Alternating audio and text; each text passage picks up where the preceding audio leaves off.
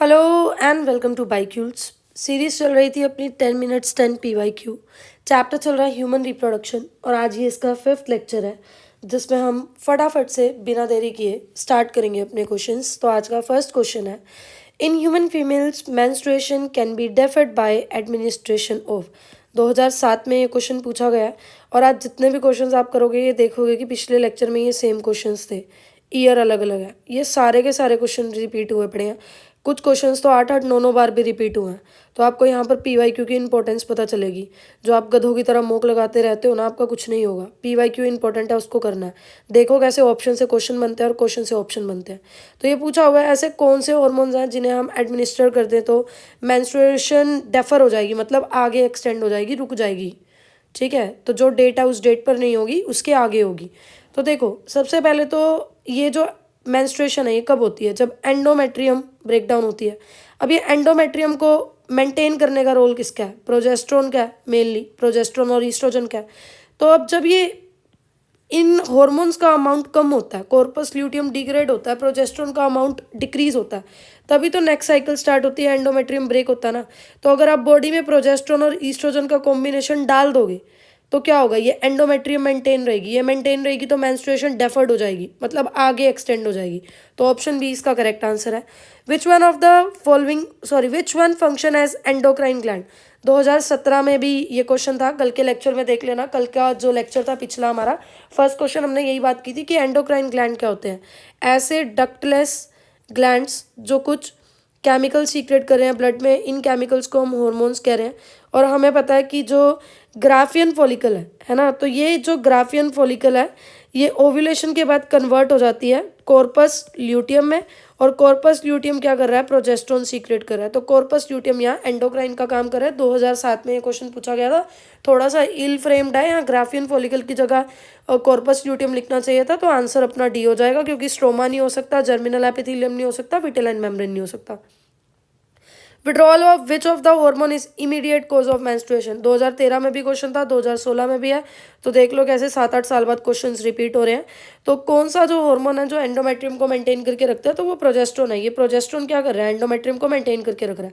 जैसे ही प्रोजेस्ट्रोन का अमाउंट कम, अगली साइकिल स्टार्ट होगी, एंडोमेट्रियम ब्रेकडाउन होगी। तो आंसर आ जाएगा डी।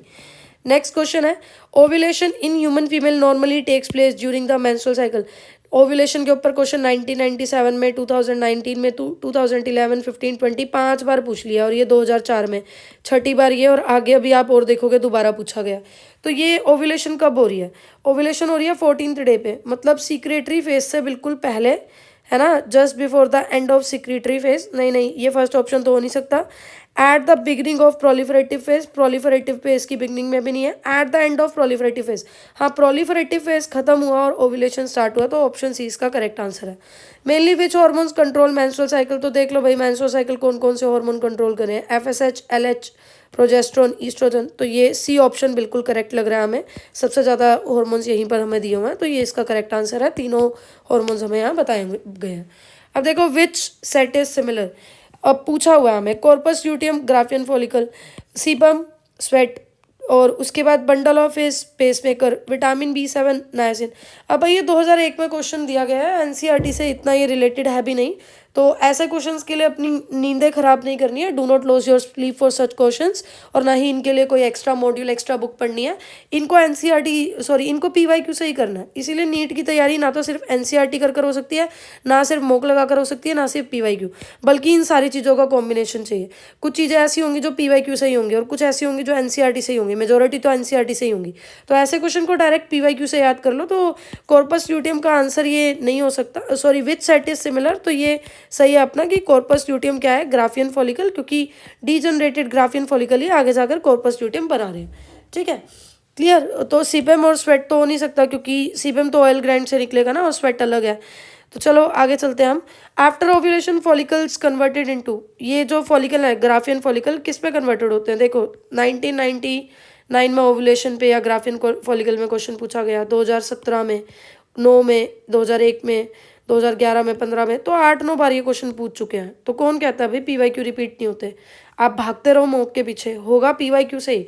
हर लेक्चर में इतना एम्फेसाइज कर रही हूँ ताकि तुम्हारा भला हो, तुम पीवाईक्यू पे ज़्यादा ध्यान दो, इस चीज़ को सीरियस लो।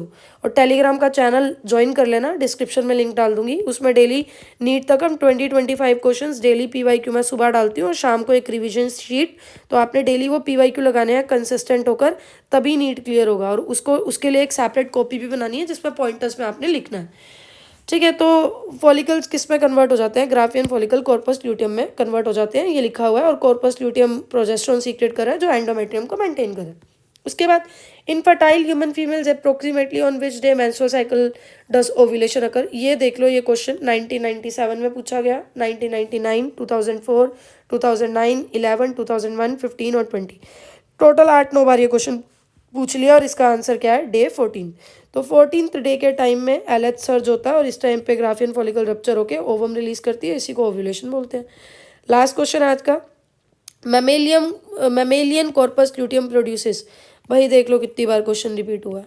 ठीक है, तो ये क्या प्रोड्यूस कर रहा है? प्रोजेस्टेरोन प्रोड्यूस कर रहा है। अब तो एनसीईआरटी को यहाँ एक्सप्लेन करने का भी मन नहीं करा, क्योंकि लिटरली इतनी बार इस क्वेश्चन की लाइन को एक्सप्लेन कर दिया। तो आज के लिए इतना ही। स्टे ट्यून टू बाइक्यूल्स। और उसके अलावा क्या है कि अपनी होप लॉस नहीं करनी है, टेंशन नहीं लेना है और करते जाना है। टेलीग्राम को भी ज्वाइन कर लेना।